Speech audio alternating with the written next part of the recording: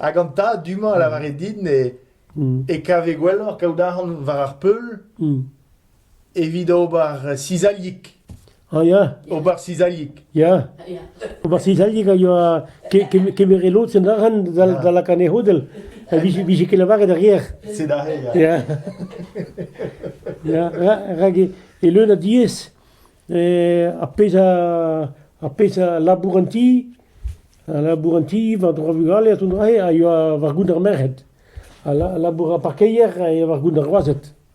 Setu a va bouez diak et a la varet ar roaz la kom ama voilà an trichad bat e gwella planta bricoli et tergin an trichad ba vise plante bricoli no vlas. Ja, a goaz de feket da foure fri va trou tip da man chel var den var dro e labour.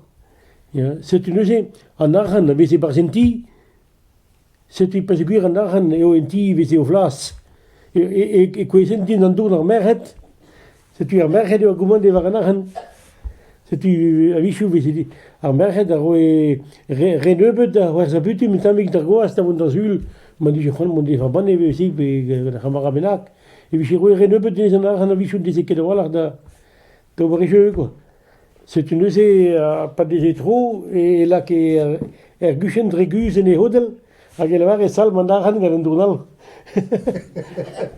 Kenkas. Me chouch bez a begwele dunan war se Santega doa. E kastel doet a zig a zechar a bricoli hag oa ne coopératif quoi, ne vertig ez koaz a legumaj quoi.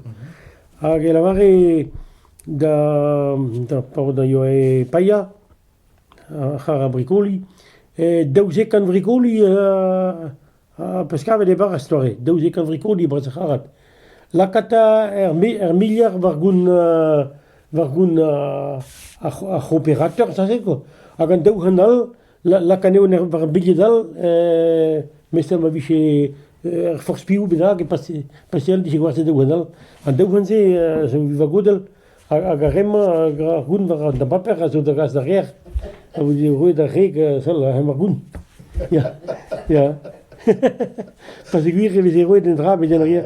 A goude kret a bras vise klevet e bas ar poulkan a goude ar merc'hed a aoun just a c'hounchou me sret sanean. A goaz ya. Aoun me zel war ar billet hag ar goun da vele da just a c'hounchou. Pa da alle tre daou e gil